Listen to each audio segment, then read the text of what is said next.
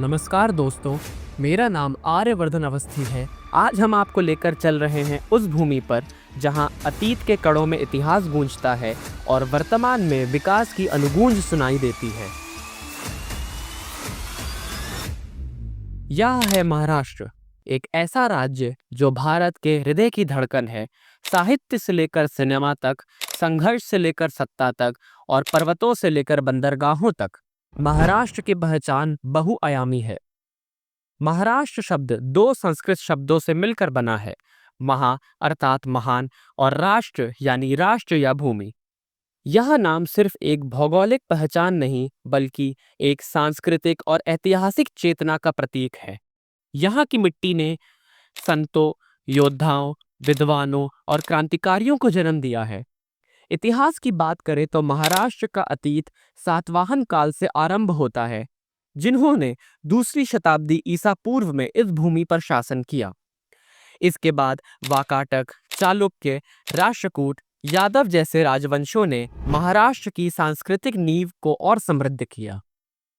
लेकिन महाराष्ट्र के इतिहास का स्वर्णिम अध्याय तब लिखा गया जब 17वीं शताब्दी में छत्रपति शिवाजी महाराज ने मराठा साम्राज्य की नींव रखी। उनका प्रशासन, गुरिल्ला युद्ध नीति और स्वराज्य की अवधारणा आज भी प्रेरणा का स्रोत है। रायगढ़, प्रतापगढ़ और सिंहगढ़ जैसे दुर्ग इनकी रणनीतिक कौशल को प्रमाण हैं। धार्मिक और आध्यात्मिक दृष्टि से महाराष्ट्र संत परंपरा की भूमि रही है। संत ज्ञानेश्वर, संत तुकाराम, संत नामदेव, संत एकनाथ ने भक्ति आंदोलन को एक जन आंदोलन में बदल दिया। पंढरपुर का विठोबा मंदिर आज भी वारकरी परंपरा के हजारों अनुयायियों को हर वर्ष खींच लाता है।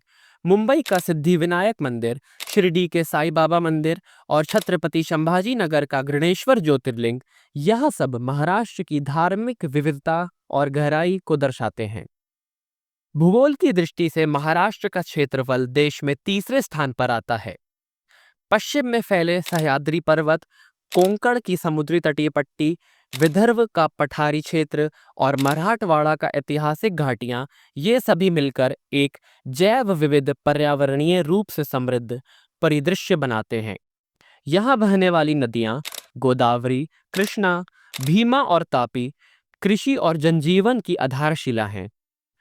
आर्थिक दृष्टिकोण से महाराष्ट्र भारत की सबसे शक्तिशाली अर्थव्यवस्था है। यहाँ का सकल राज्य घरेलू उत्पाद राष्ट्रीय घरेलू उत्पाद में लगभग 13% का योगदान करता है, जो देश में सबसे अधिक है। मुंबई भारत की आर्थिक राजधानी न केवल शेयर बाजार और फिल्म उद्योग का केंद्र है, बल्कि यह वैश्विक वित्तीय तंत्र से भी जुड़ा हुआ है। बीएसई, एनएसई, आरबीआई और कई बहुराष्ट्रीय कंपनियां यहीं स्थित हैं। पुणे एक उभरता हुआ आईटी हब है, जबकि नासिक, नागपुर और छत्रपति संभाजी नगर उद्योग, कृषि और रक्षा उत्पाद में अग्रणी बनते जा रहे हैं। कृषि के क्षेत्र में महाराष्ट्र विशेष रूप से कपास, गन्ना, सोयाबीन और अंगूर उत्पादन के लिए प्रसिद्ध है। नासिक को भारत का वाइन कैपिटल भी कहा जाता है। साथ ही महाराष्ट्र सहकारिता आंदोलन की जन्मभूमि है। खासकर शुगर कोऑपरेटिव्स ने ग्रामीण अर्थव्यवस्था को स्थिरता प्रदान की है। शिक्षा और अनुसंधान की बात करें तो पुणे को पूर्व का ऑक्सफोर्ड कहा जाता है। Tata institute of fundamental research, Bhabha atomic research centre, IIT Mumbai और एफटीआई जैसे संस्थान इसे बौद्धिक समृद्धि का केंद्र बनाते हैं। राजनीतिक दृष्टिकोण से महाराष्ट्र ने भारत को कई शीर्ष नेता दिए हैं, जैसे लोकमान्य तिलक, जिन्हें भारतीय स्वतंत्रता संग्राम का जनक माना जाता है।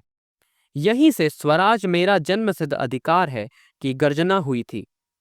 यहाँ से ही समाजवादी, दलित और किसान आंदोलनों की गूंज उठी, जो आज भी देश को राजनीतिक दिशा देते हैं। सांस्कृतिक दृष्टि से महाराष्ट्र एक गहन कलात्मक चेतना से परिपूर्ण है। लावणी, तमाशा, भारुड और कीर्तन जैसी लोक कलाएं गांव-गांव में जीवित परंपरा के रूप में मौजूद हैं। अजंता और एलोरा की गुफाएं यूनेस्को द्वारा विश्व धरोहर घोषित हैं। यहाँ चित्रकला और स्थापत्य की चमत्कारी अभिव्यक्तियां सदियों बाद भी सांसें लेती प्रतीत होती हैं। भारतीय सिनेमा की शुरुआत यहीं से दादा साहब फाल्के जी ने की थी। अंततः महाराष्ट्र सिर्फ एक राज्य नहीं, यह विचारों, आंदोलनों और उपलब्धियों की भूमि है। यह वह धरती है जहां छत्रपति शिवाजी महाराज का साहस, डॉक्टर अंबेडकर का विवेक और मुंबई का वैश्विक दृष्टिकोण एक साथ सांस लेते हैं। यह इतिहास सिर्फ किताबों में नहीं, बल्कि पहाड़ियों, मंदिरों और जन आंदोलनों में जीवित है। महाराष्ट्र को समझना मतलब भारत की चेतना और परिवर्तनशीलता को समझना है। धन्यवाद। जय हिंद।